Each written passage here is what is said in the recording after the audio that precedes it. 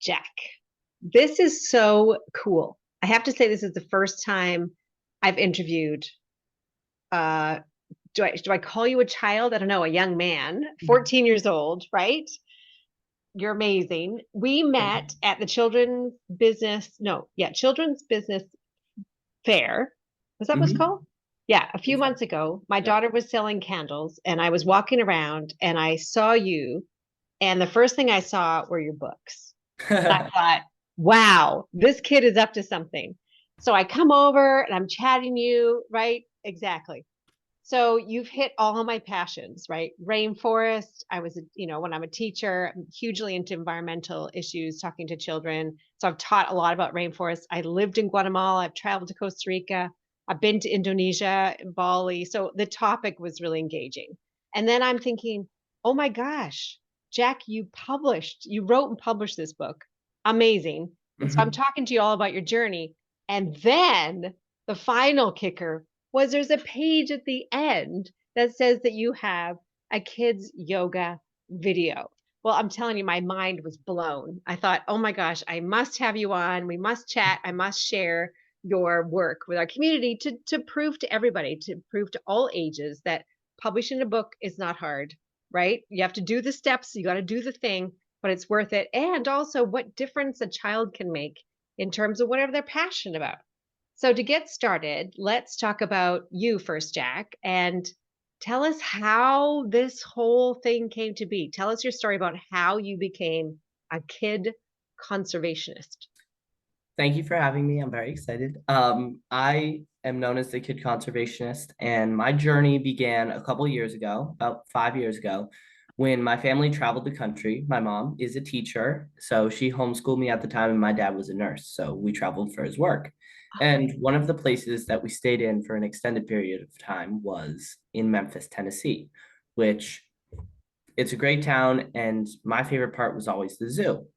We do a lot of our homeschool lessons there, so we'd be there a couple times a week.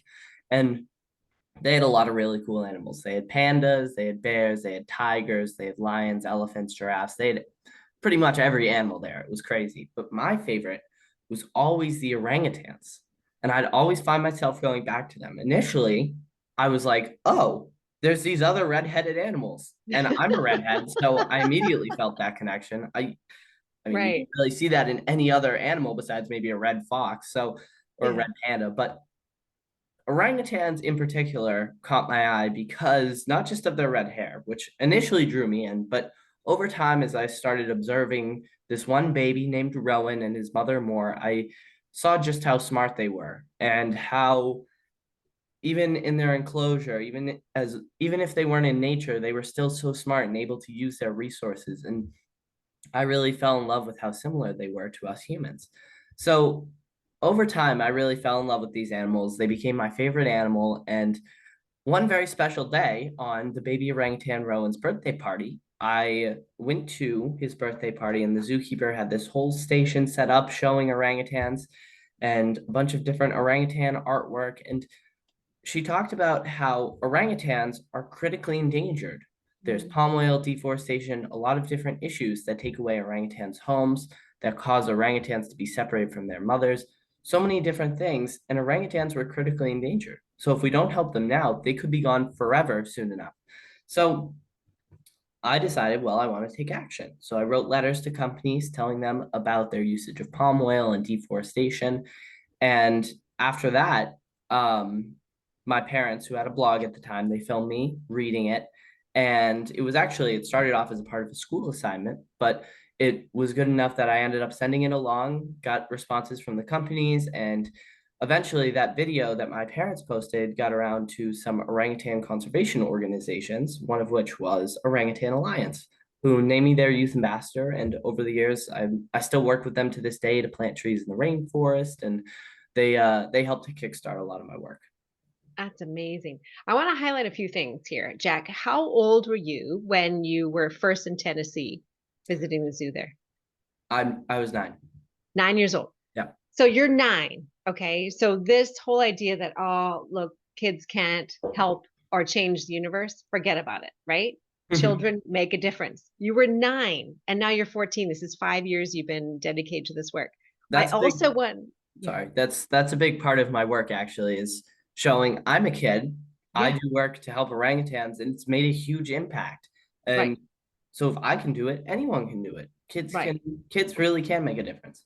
Yes, exactly. And I think also I want to give a little nod to your parents. I met them at the fair. They're amazing. I feel like I could be their best friends. Like they've got such good energy. They're really supportive.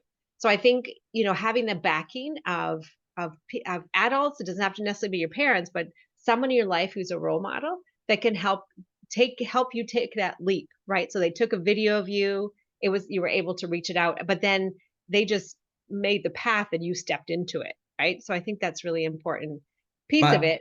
yeah, Yeah, my parents totally helped me so much. I mean, I got my public speaking and presentation skills from my mother, who's a teacher, and she has to talk in front of classrooms. And so she passed along a lot of the knowledge that I have today. My father, he taught me a lot of the technology stuff, how to care for people because he's a nurse. He has to care for people. I care about orangutans, so a little connection there. And it's so I mean, yes, my parents have played a huge role in my journey, and I am forever grateful to them. yeah. And I think too, there's the importance there of the passion, so that this is not so common, especially these days, Jack, that you had a passion that was beyond yourself, right? So often in this modern days, our world is very noisy. There's a lot of screen, we're over scheduled, there's a lot going on, and we can get very self-absorbed. What you did is prove to the world that children can think bigger and have a passion that's beyond themselves and follow that. I think you're absolutely amazing. Such an inspiration. So then you turned this experience, and then always, with I was thinking about the zookeeper talking about the orangutan. So in this experience that we have with kids yoga educators, you never know what seed you're going to plant. So for that zookeeper, she was up there, sharing her passion as well. And she didn't, you never know if there's going to be a Jack in your group that's going to take that away and follow passion. So that's incredible. Yeah, So exactly. That's why education is so important. You never know what's going to come of it. Even yeah, if you're talking to a crowd of 100 people and 99 of those people aren't even listening, if just right. one person is listening, one person wants to take action, it can have a huge impact. And that zookeeper, her name was Lexi, and I still work with her to this day. She's really she kickstarted my journey, and if she hadn't educated me that day, I wouldn't have been able to educate the thousands of people that I've spoken to and millions of people from around the world have seen my YouTube videos, and so it all stemmed from that one moment. If she Yeah. didn't educate me and the other people there that day, it wouldn't have happened. Right. Yeah. Right. Extraordinary. Yeah. And then, so your book. So then tell us about how you transferred all of that passion and knowledge and experience into writing a story. Yes. So actually, the story kind of starts from the very beginning. I started my YouTube channel because even before even before I was doing my conservation work, I had enjoyed making videos and video editing and looking into the different things there. So I decided, hey, I'm going to start a YouTube channel. So I did. And over the course of the past 5 years that I've been doing this work, I've worked on that YouTube channel. I've gotten better. And about 2 years in or so, I made this one video called Orangutan Yoga. And it was the story of this little baby orangutan named Pickles, and what Pickles did was he teleported to the rainforest and he got separated from his mom. So he talks to his rainforest friends and they help to get him back. So it was this cute little yoga video. It was especially cute because I was like 8 years old at the time. I was adorable, or not eight, closer to 11, but I was Yeah. very cute. um, but I kind of took inspiration from other yoga videos that I saw at the time that told stories that I learned from and that I liked. There was this one channel in particular called Cosmic Kids Yoga, which I'm not sure if you're familiar with, but Yeah. that was my inspiration for that video. And I had done that a lot during the lockdowns and the pandemic. So I wanted to make a yoga video like that. So I did. And flash forward a couple of years later, I'm writing my book. It's about this orangutan. I don't know what his name is going to be yet. Might be Gary. It might be something like that. But it's about this orangutan. And the original story, as I'm writing it, is this orangutan swings through the trees because he hears a loud crash. So he swings over to the crash and sees what it is. And he meets this logger who's cutting down the trees to make room for palm oil plantations. So he talks to the logger.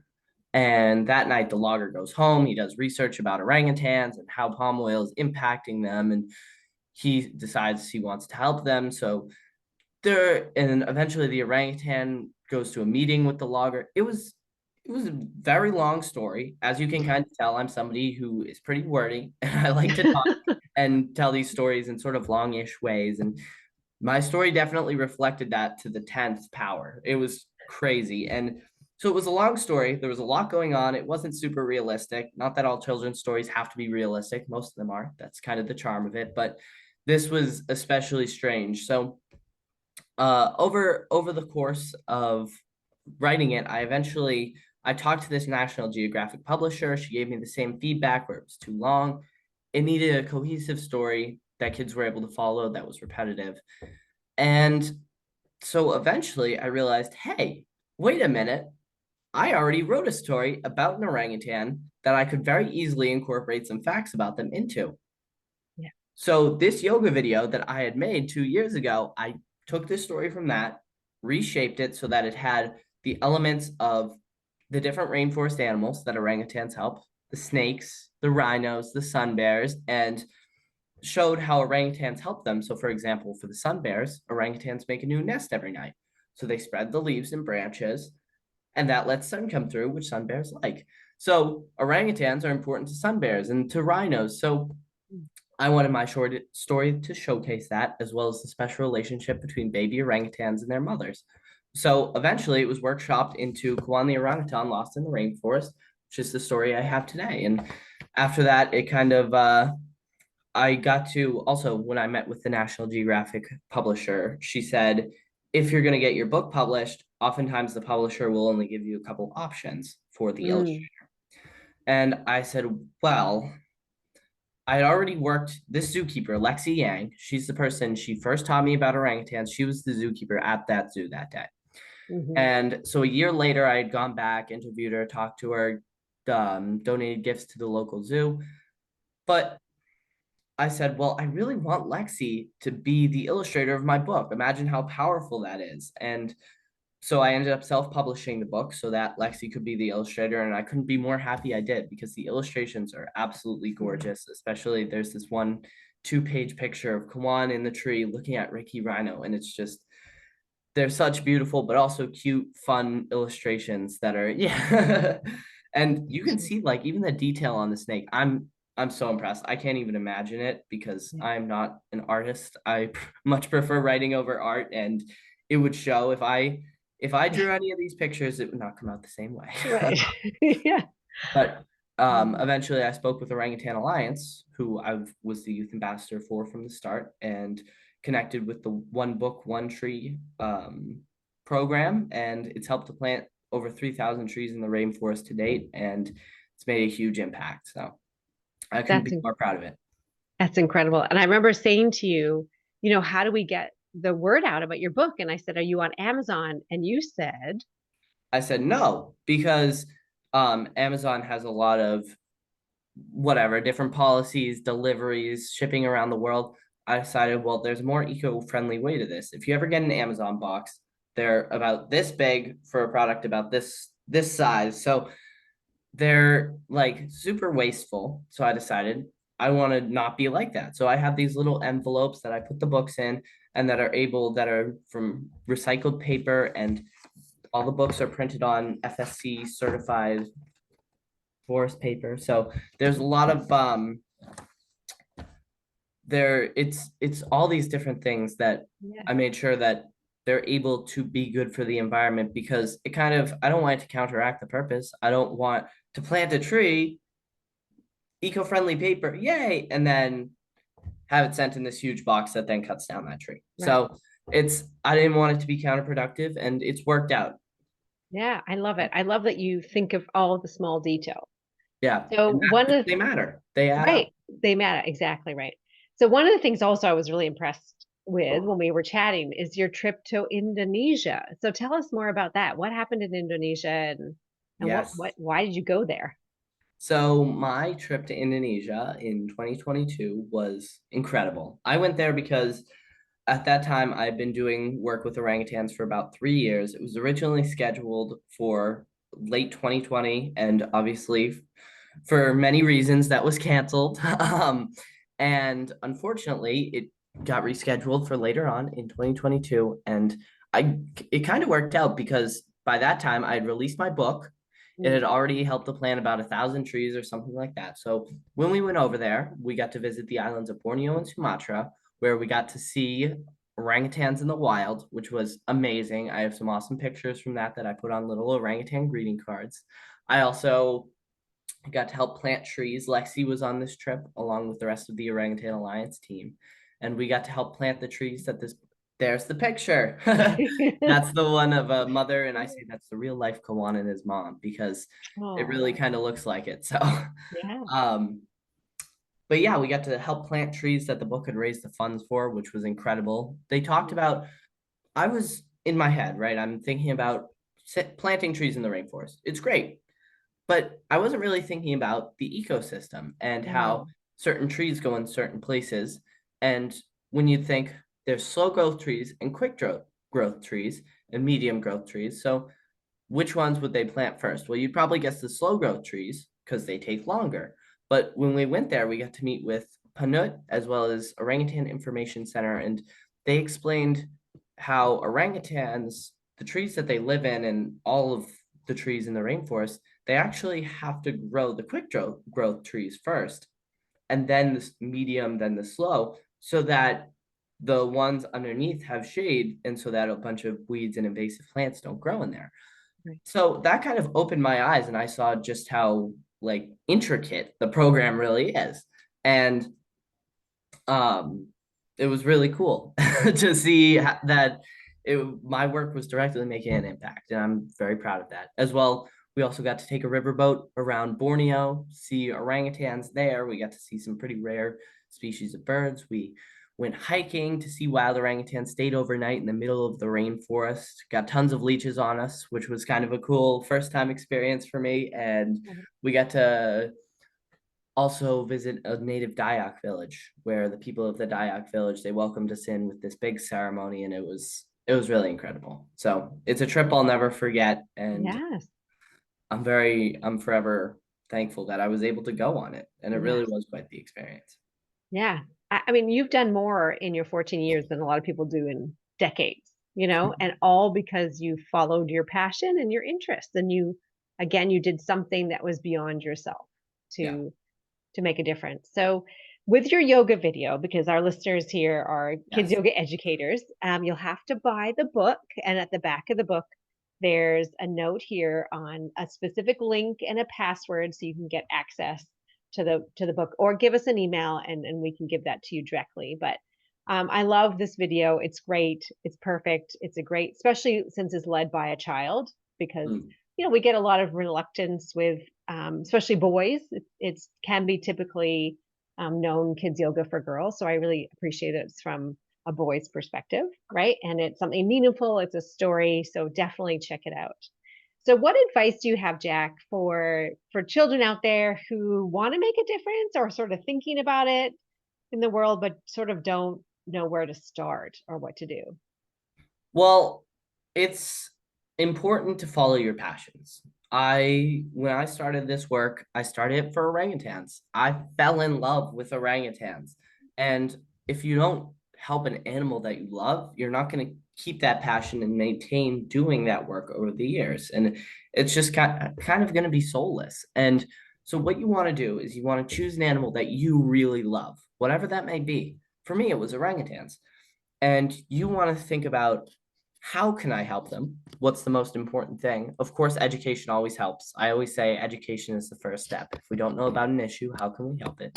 But from there, it's also, you need to do kind of specific research on fundraising or whatever programs you need to do to help those certain animals. Say it's an animal. So for me, the local animal that always is getting supported through conservation efforts is turtles. So they research the turtles, they put trackers on them, and what you can do is you can volunteer at a zoo and you can go on turtle tracking adventures. And um, So that helps them to find out more about turtles, learn more about how they can help them. Of course, telling people to not litter. So there's a lot of different programs that are all specific to the turtles. What you can do is think about and research the specific programs to whatever animal that is. And then there's also organizations for pretty much every animal out there. If they're endangered, even if they aren't, they will have an organization that's trying to help them specifically, as well as the animals that live around them. So definitely connect with an organization, because organizations, they already have the platform. They can give you a voice, and in turn, you can help them with their programs and help to spread their word.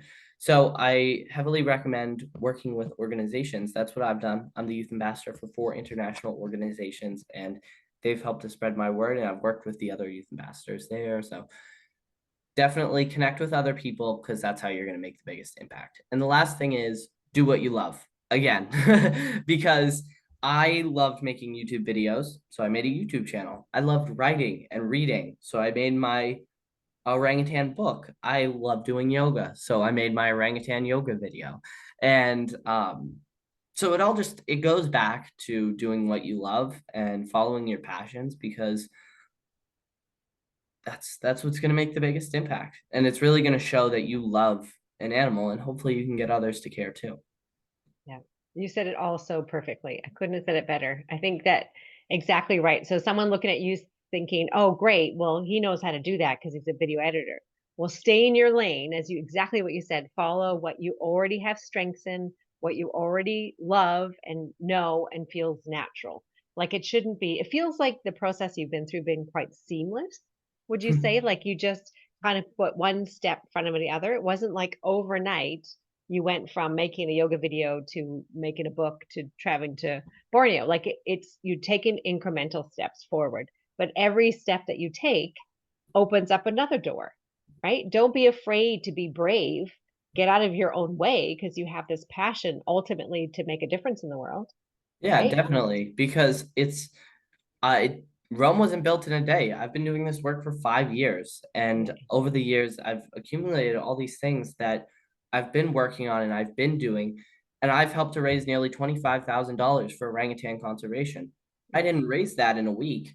Right. It's taken 5 years, and Yeah. I mean, it makes a difference, but it takes time. And like I said, if you like you mentioned, I was kind of a video editor before. I wasn't Mhm. good at it, but I liked doing it. And so I kind of had a platform for that. Yeah. Video editing can be tough, and a lot of people, you might not be good at working with technology. That's fine. Like I said, I'm not good at drawing, not in the slightest. And that's why I didn't do the illustrations for my book. I instead wrote the words for the book. I reached Right. out to Lexi, talked to the people around me, Yeah. and she did the illustrations. If you're good at drawing, you can make a picture book, you can do the illustrations, or you can just make art. You can sell art to raise money. You can showcase your art to raise awareness. So Yeah. there's a lot of different things that you can do with whatever it is that you may be good at. Awesome. So how do we find you online, Jack? And where do we buy your book? My book is on my website, kidconservationist.com. That's where you can find all my information and things about me. If you're a teacher or a yoga instructor or whatever, and you want to reach out, then you can feel free to email me, kidconservationist@gmail.com. And there's a little contact page on my website too, as well as my social media pages are at Kid Conservationist on Facebook, Instagram, and YouTube. So Beautiful. And so what's next for you, Jack? What are your I feel like you've done this much in 5 years. Where do you see yourself going in the next few years? to be honest with you, I don't know. These past 5 years have um kind of come about in different ways. I'm obviously gonna keep doing what I'm doing, keep selling my book, keep planting trees. I'm hoping to go back to Indonesia soon enough. I've definitely gonna keep making YouTube videos, and eventually I went to a new school last year, so I want to bring a lot of conservation efforts to my school and incorporate local conservation efforts with making impacts globally. So there's a couple exciting things coming up, and so for now I want to keep working on fundraising. Next month I'm actually going to Costa Rica, and I'm going to be Ooh. Nice. dropping off donations at Kids Saving the Rainforest. They have a little sloth named Mole. So No, I'm gonna get to meet him at their sanctuary, help out nice. for the day at Kids Saving the Rainforest, and right now I'm collecting donations. So um, that's my next big project, big Yeah. exciting thing coming up. So Who knows? Maybe our worlds will collide because Costa Rica is on my bucket list. I went there many years ago, so I'd love to go back. yeah, it's really I haven't been there before, so I'm wicked excited, but I Yeah, already you'll know love from it. pictures that it's gonna be beautiful, and Yeah. I'm really excited. Yes. Awesome. Thank you so much for taking the time today. You're such an inspiration. You're articulate, you're passionate, and you get stuff done. So I really appreciate your time and for being here. Thank you, Jack. Yes, thank you very much. Nice to talk to you, and thank you everyone, and I appreciate your support. Thank you.